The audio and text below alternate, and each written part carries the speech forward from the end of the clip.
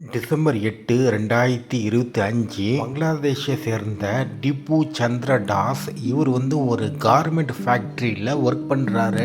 ஒரு பைத்தியக்கார மதவெறி பிடிச்ச கும்பல் இவர் இஸ்லாமிய மதத்துக்கு எதிராக பேசிட்டாரு. இவர் பண்ணது ஒரு பிளாஸ்மி அப்படின்ட்டு இவர் மேலே ஒரு குற்றச்சாட்டை மேலே சுமத்திட்டு இவர்கிட்ட போலீஸ்கிட்ட கம்ப்ளைண்ட் பண்ணியிருக்காங்க. போலீஸ்காரங்க இவரை அரெஸ்ட் பண்ணி அந்த மதவெறி பிடிச்ச ஒரு புறம்போக்கு குரூப் இருக்குல்ல, அந்த குரூப்பு கிட்ட போய் அப்படியே இவரை போய் ஒப்படைச்சிட்டாங்க. அவங்க இவரை போட்டு பயங்கரமாக அடித்து கொன்று, அப்புறம் அதே சமயத்தில் இன்னொரு விஷயமும் சொல்லிடுறேன், அவங்க சாதாரணமாக கொள்ளலை, பயங்கரமாக அடித்து சித்திரவதை பண்ணி கொண்டாங்க. அந்த வீடியோ நான் இங்கே போடலை. அதுக்கப்புறம் ஒரு குச்சி மேலே அவரை நிப்பாட்ட வச்சு டிப்புவுடைய உடம்பு மேலே பெட்ரோலை ஊற்றி கொளுத்தி போட்டுட்டாங்க.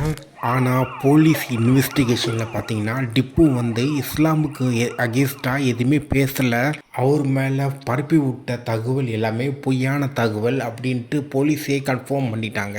அப்படி பேசியிருந்தா அதில் என்ன தப்பு இருக்குது? எல்லா மதத்தையும் தான் இந்த உலகத்தில் கழுவி ஊற்றுறானுங்க. மத கலவரத்தை தூண்டி விடுறவங்களுக்கு பார்த்திங்கன்னா ரொம்ப ஈஸி, ஓகேவா? வதந்தியை பரப்பி விடணும், அவங்க ஒரு விக்டிமாக அவங்க அந்த வதந்தியில் கலப்படம் பண்ணி அனுப்பணும், அவ்வளோதான். இந்த மாதிரி மதவெறி சம்மந்தமான வதந்திகள்லாம் பயங்கர வேகமாக பரவும். அப்படியே இப்போ கிடையாது, நம்ம இந்தியா பாகிஸ்தான் பார்ட்டிஷன் டைமிலே இந்த மாதிரி நிறைய வதந்திகள்லாம் பரவி தான் இந்த கலவரமே நடந்தது. இல்லை, இன்னொரு விஷயம்னா, இந்தியாவில் இருக்கிற ஹிந்துத்துவாடிகள்லாம் இந்த வீடியோவெல்லாம் பரப்பி இந்தியாவில் இருக்க முஸ்லீம்ஸுக்கு அகெயின்ஸ்டாக இந்த ஒரு நரேட்டிவ் ஒன்று செட் பண்ணிகிட்டு இருக்காங்க. இப்போதைக்கு அந்த நரேட்டிவ் ரொம்ப சாதாரணமாக தான் இருக்குது. போக போக தான் அது ஒரு புயலாக மாறும். இது ரொம்ப ஒரு ஆபத்தான ஒரு விஷயம். பங்களாதேஷில் நிறைய முஸ்லீம்ஸ்லாம் இது கண்டனம் தெரிவித்து ஆர்ப்பாட்டம்லாம் பண்ணி அந்த கலவரம் பண்ணி இவரை உயிரோட கொளுத்தி போட்டாங்களே, அதில் 12 பேர் அரெஸ்ட் பண்ணியிருக்காங்க.